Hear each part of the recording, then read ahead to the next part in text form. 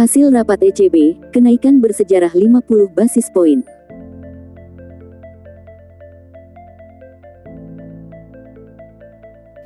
Ingat untuk like, komen, subscribe, dan aktifkan lonceng notifikasi.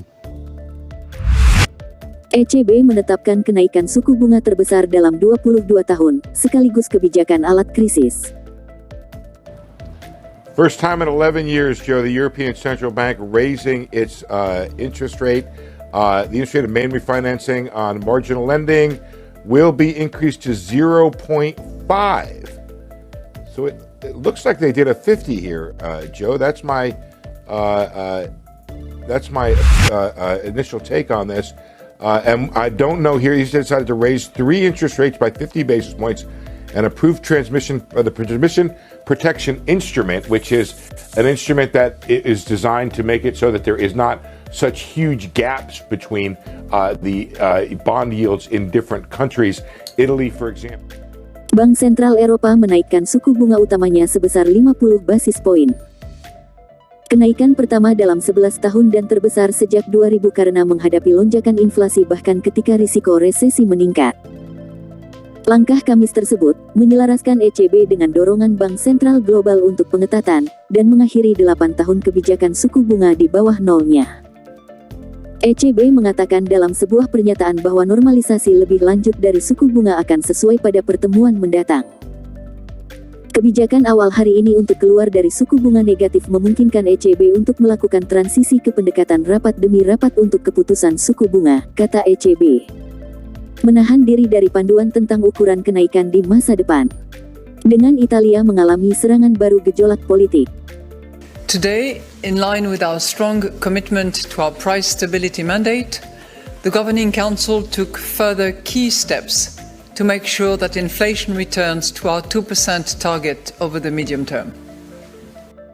The most precious good that we can deliver, and that we have to deliver, is price stability. So we have to bring inflation down to 2% in the medium term. That is the imperative under the treaty. That is the strategy review objective that we have set for ourselves, and it's time to deliver. Presiden Christine Lagarde dan rekan juga meluncurkan alat yang mereka harapkan akan memastikan pasar tidak mendorong lonjakan biaya pinjaman terlalu agresif di dalam ekonomi rentan. Seperti yang terjadi pada tahun 2012 ketika keberadaan euro dipertanyakan. We decided to raise the 3 key ECB interest rates by 50 basis points and approved the transmission protection instrument that I will refer to as TPI.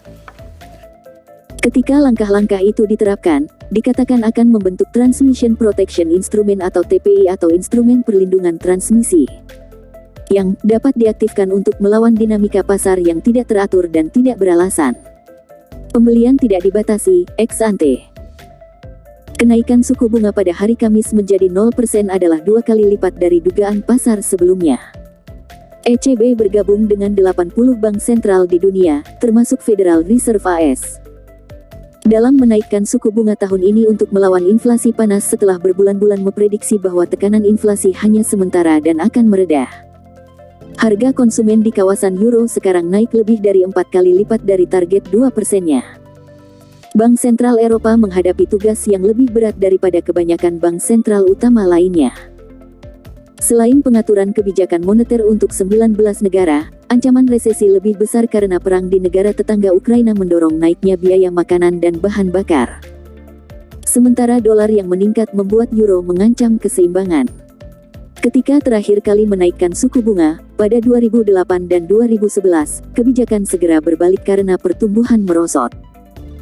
Jerman, ekonomi terbesar di Eropa, sangat berisiko karena ketergantungan yang lebih besar kepada gas alam dari Rusia, yang memiliki pasokan terbatas sebagai tanggapan terhadap sanksi Barat atas invasinya.